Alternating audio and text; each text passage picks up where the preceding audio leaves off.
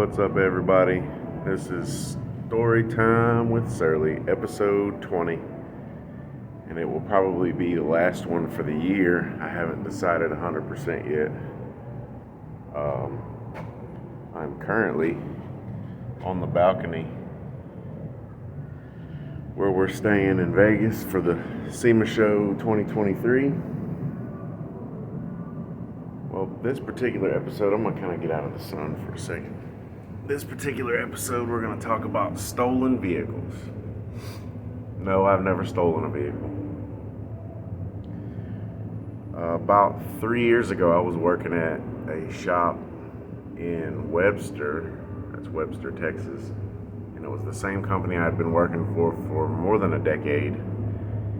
And we had a customer come in for a diagnostic for some other underlying issues and a severe oil leak, and that was their main concern. Like, I want to fix my oil leak. Well, it was a Volvo S70, if I remember right. Yes, a Volvo. It wasn't a Saab. I don't know why I thought at first it was a Saab, but it was a Volvo S70, four-door, obviously four-door, silver. Well, I fixed, and I always recommend, I don't know how other people do it, but I always recommend fixing an oil leak from the top to the bottom. Start at the top because of gravity. I mean, that's kind of an obvious thing. Like, if you're leaking at the valve cover, but you want me to change the oil pan gasket first, that's kind of, let's fix the valve cover leak first and then move on to the oil pan. So I fixed the valve cover gasket leak first. It was relatively, it was pretty severe. An absolute pain in the butt to do. Well, as a customer was losing like a quart of oil every 2 days or something. It was pretty wild. Like, the whole underside of the car was covered in oil. At any rate, the customer left, and we explained to them, like, hey, let's fix this obvious issue first up top, put some dye in it, send it down the road, you drive it a little bit, come back and we'll recheck it for you at no charge. That's the elevator. That's pretty wild. At no charge. Well, they come back like 2 hours later. Oh, it's still dripping. Okay. So I pull it inside, get it on the lift, pull my UV light out. Yeah, there's another significant leak. Understandably, they're a little agitated, but it's one of those things, like, I can't, and some of you might know how that is, you can't see everything all at once, especially with a significant upper engine oil leak. Like, so move down to the next thing, and I don't remember exactly what it was. It was like an oil cooler mounted to the back of the block or something like that. I forget. But anyway, like, they threw an absolute fit about the price, and instead of making it a huge deal, my store manager, because this was a big commercial chain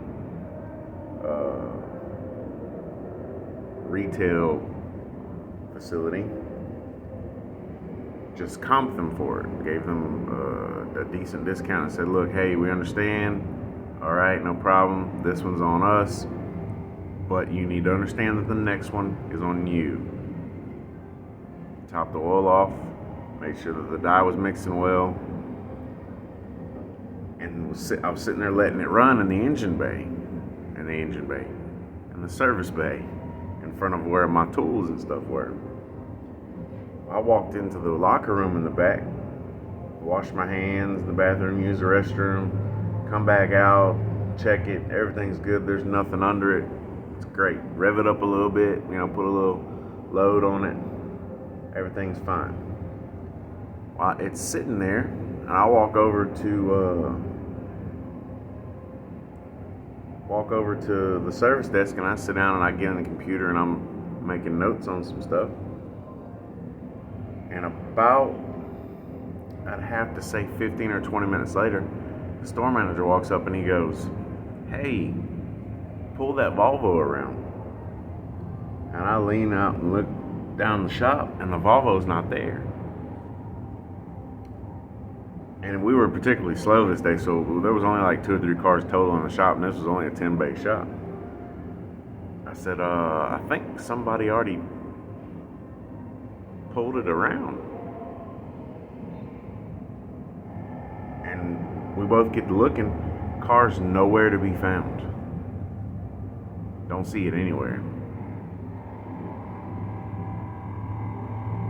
And what was wild is at the time we were doing this lockout tag out thing where if it has 2 different keys for it, one goes on your toolbox in a red bag and the other one goes on the driver's mirror in a red bag.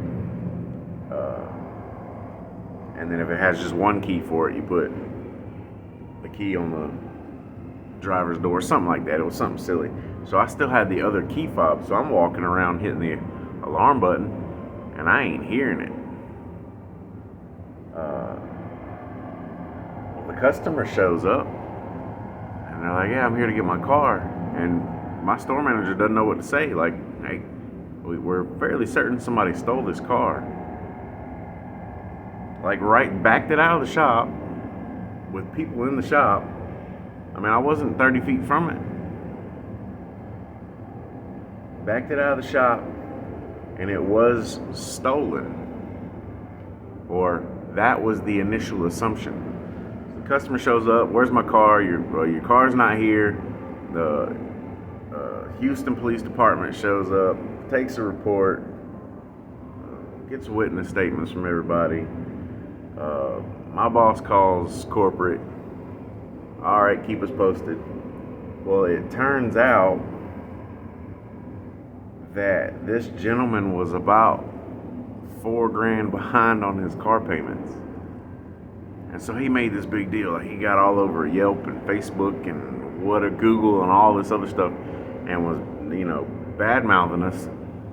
And then turns out your Volvo got repoed because the people that repoed it after 3 or 4 days called us, I guess because they had seen that. So corporate got in touch with the repossession company, whoever repossessed it, towing company or whoever, and straightened all that out. But it was just hilarious. Like, it's gone. It just, Kaiser Soze, it's gone. So not, don't condone theft, but I guess repossession's an entirely different matter. But that's episode 20 of Storytime with Surly. I give a shout out to Peyton, Lillian, and Timothy. You guys always do the right thing. And I will see you when I get home from Vegas, which is, today is Wednesday. I will be home Saturday real late. So Sunday, I'll see you guys Sunday. Huge thank you and shout out to Avery Schoaf from Rust Valley Restorers show, The Wild Man. Met him yesterday. A huge shout out to Hurt Life. Also met him here. Super cool guy. Congratulations on the Nappy Boy Automotive stuff.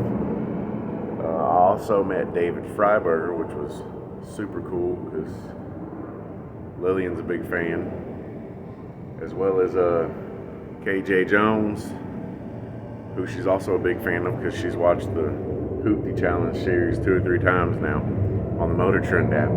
But y'all stay tuned. Make sure you like, subscribe, question, comment, concern, criticize, jazzercise. I got my Randy Savage Foster grants because I'm not paying for Pit Vipers. We'll see y'all later.